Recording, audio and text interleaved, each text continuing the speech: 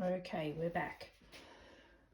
So I wanted to show you the next part of the turning your own handwriting into calligraphy. So you'll remember that we started with the basic line drawings just with your own handwriting.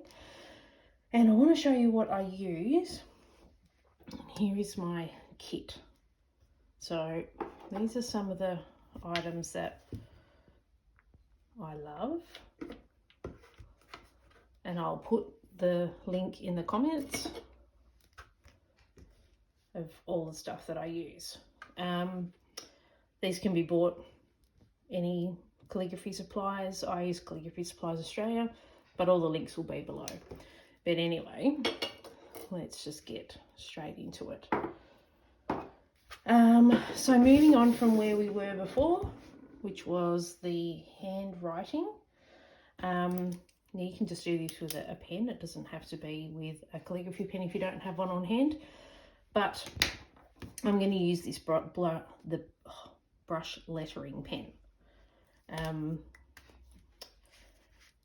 moving on from that basic writing before with the pencil where we added the downstroke, these pens actually give you the downstroke. So you've got a light upstroke, a heavy downstroke. So you can go on and, you know, practice some different ways, remembering anything that comes towards you is a heavier stroke. Anything that goes away is a light stroke. So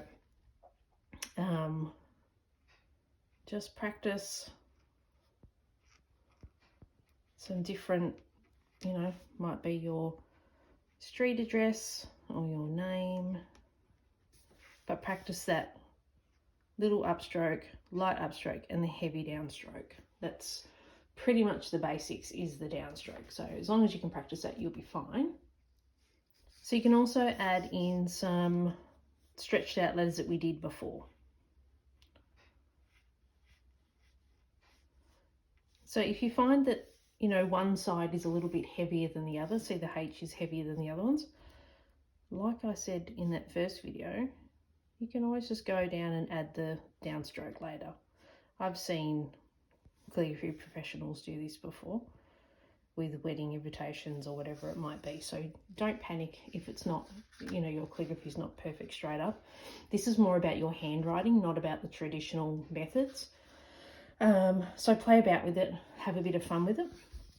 There's also capitals. Okay, so if you wanted to add capitals in any style, but just your own, so this is my own handwriting, then you can go in and add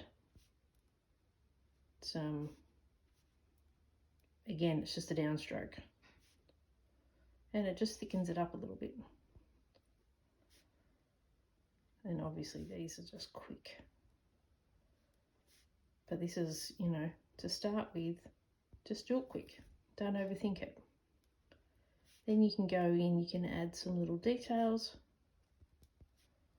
You could also just colour them in. These brush pens are great for that because they sort of go wide as you're going down through the letter, and you're not spending ages, you know, trying to colour it in. Then you could do some little more spaced out capitals.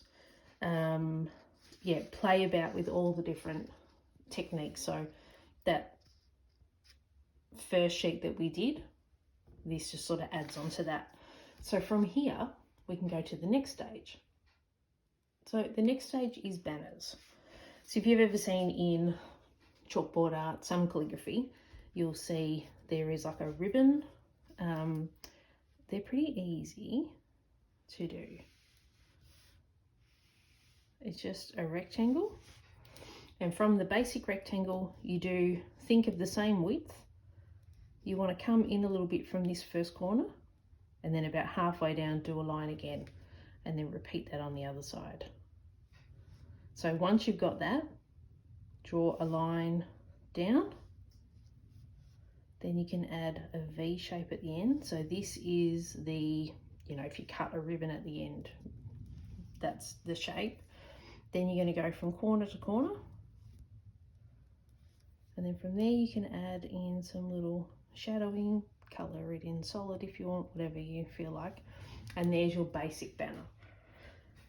From that shape, you can then, if you think of that line, so sort of trace over that line a few times just in the air, you can make it a little bit more organic. Then think of the size that you want. For these ones, this is how I do it anyway. I just finish off those ends. Then same thickness as your ribbon below. You want to finish those ends. So you can see it's exactly the same technique as above, just with a little bit more curvature to it. Then you can go in and, you know, play around with the shadow. You might just do it around the edges, or you can go all the way through like that one. And then from there, you really can, really go to town if you want. You can keep going. You can make it thicker at the top and thinner at the bottom. I've done that for a garden party before. So for this style, I break it down in sections. So I always come to the middle section there, just so I know I've got the right thickness. And then you add your little end bit, and then you can put shading in if you want to, or you can also use these sections to write, you know, you could put an and in there, anything really. But that's it. So once you've got those banners down pat, you can go on to do, you know, a million different versions.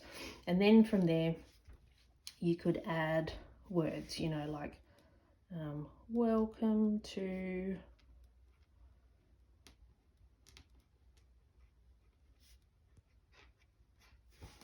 and it might be to, you know, Nessa's garden party or something like that. It can be the start of a little invitation or whatever it might be.